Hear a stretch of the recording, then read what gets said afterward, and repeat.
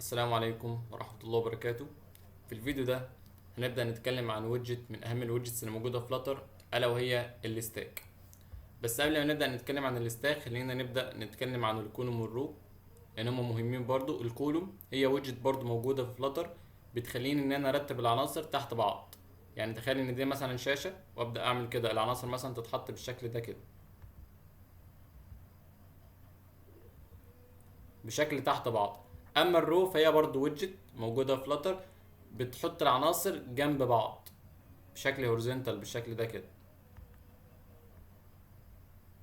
الكولوم بيحط لي عناصر بشكل فيرتيكال تحت بعض، اما الرو بيحط لي عناصر جنب بعض بشكل هوريزونتال. اما الستاك فهي مختلفه شويه. الستاك بتحط لي الطبقات فوق بعض، بتحط لي العناصر فوق بعض.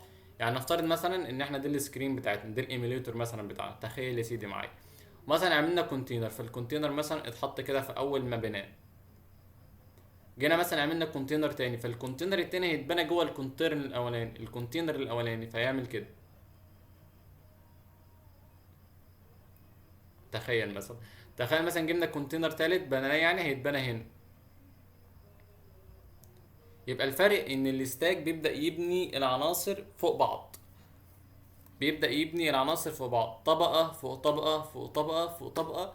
بالإضافة إن هو عنده بروبرتيز بيبدأ يتحكم في الأماكن بتاعة الطبقات دي. يبقى كده فهمنا إن الستاك بيحط الطبقات أو العناصر فوق بعض، وبيوفر لي بروبرتيز بيخلينا أتحكم في أماكن الطبقات دي. تمام، احنا كده فهمنا الجزء النظري. نيجي بقى إيه؟ نطبق عملي. أول حاجة أنا عملت سكافولد وبعد كده بادي وحطيت الستاك عادي. نبدأ بقى إيه؟ نحط شيلدرن زيها زي الكولوم والرو، واقول مثلا كونتينر هايت مثلا 200، الويتس 200، الكالر وليكن مثلا اورنج. تمام، خلينا نشوف. ماشي، خلينا نجيبها في المنتصف في السنتر. تمام، خلينا بقى نبني كونتينر تاني وشوف هيتبنى فين. تمام، نخليه 150، بعد كده 150، ونخليها ريد.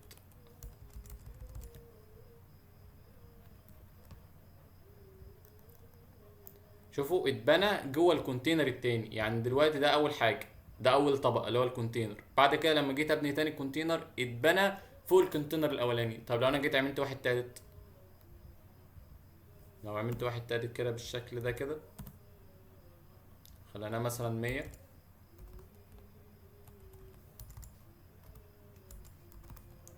خلينا مثلا بدل الريد خليناها مثلا جرين مثلا. فبدأ الكونتينر التالت يتكون فوق الكونتينر اللي هو الريد اللي هو التاني اللي هو الاحمر. فاول حاجه يبقى الستاك هي عباره عن ايه؟ هي ويدجت بترتب لي العناصر فوق بعض، طبقات فوق طبقات. كويس. طيب دلوقتي الستاك بتوفر لي شويه بروبرتيز بتخليني اتحكم في اماكن العناصر ديت. في اي حاجه في العناصر دي بقدر اتحكم فيها. يعني مثلا اول حاجه اسمها الاينمنت. الالاينمنت دي حاجه موجوده عندي في الستاك بتخليني اتحكم في اماكن العناصر جوه الستاك.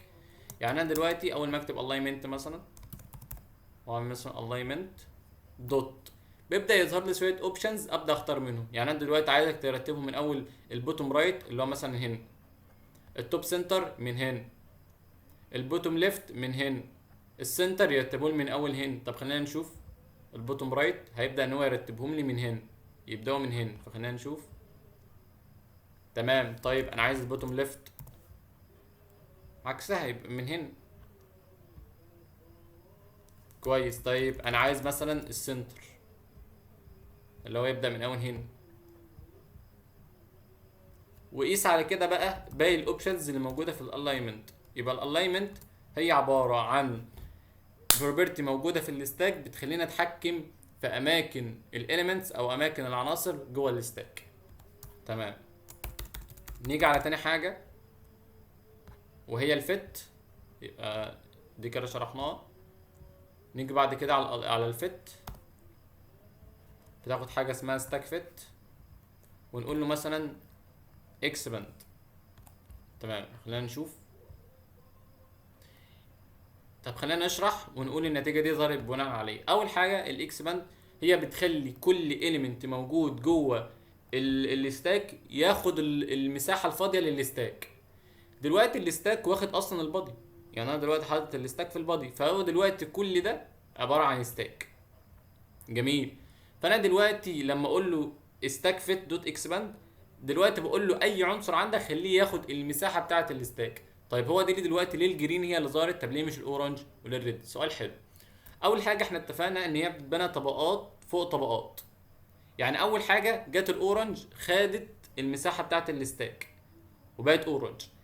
بعدها هو دلوقتي هو ماشي بلغه الكود، فهو دلوقتي جه بعد كده الريد بيتبنى فوق الاورنج، فخد المساحه بتاعه الستاك فغطى على الاورنج فبان الريد.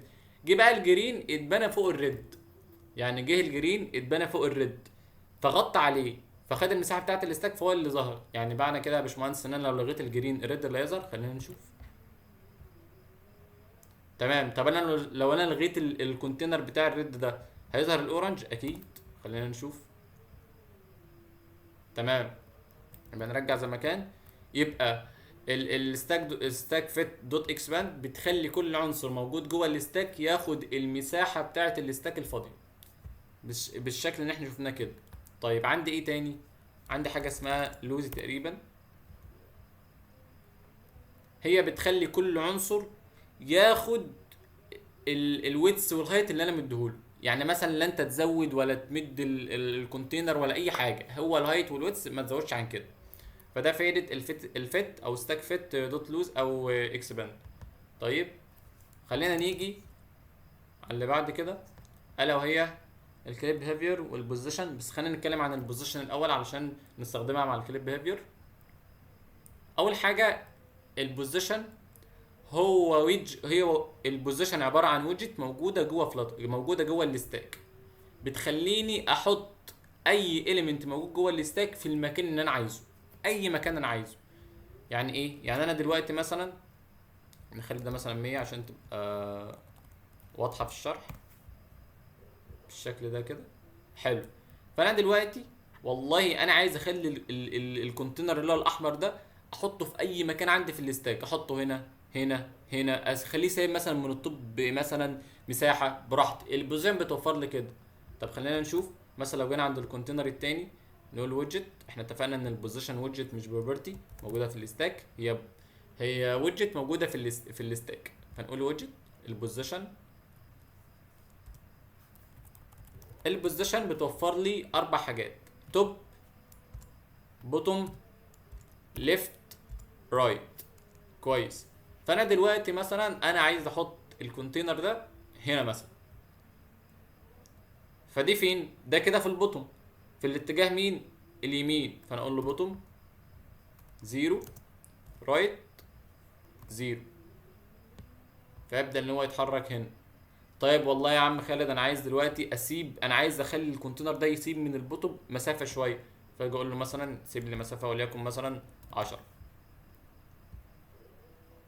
فبدأ يسيب مسافة من الستاك من تحت 10. طيب انا عايز دلوقتي يجي مثلا ناحية الشمال، اقول له ليفت، يبدأ يتحرك في الجنب التاني. طيب انا عايز مثلا يبقى في التوب بالشكل ده كده، هيسيب من التوب 10 ويبقى هنا بالشكل ده كده. فخلينا نشوف.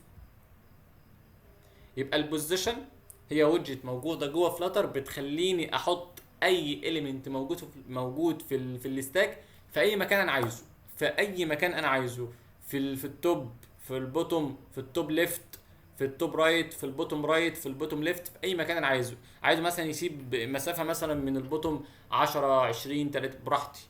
البوزيشن ويدجت موجوده في فلاتر بتخليني اتحكم بتخليني اتحكم في اي عنصر احطه في اي مكان جوه الستاك. جميل جدا. يبقى احنا كده عرفنا يعني ايه فايده البوزيشن. تمام، نلغي ده كده ونلغي القوس الزياده. تمام، يبقى احنا كده عرفنا يعني ايه بوزيشن. نيجي على اخر حاجه، نلغي ده كده صح، حاجه اسمها كليب بيهافير.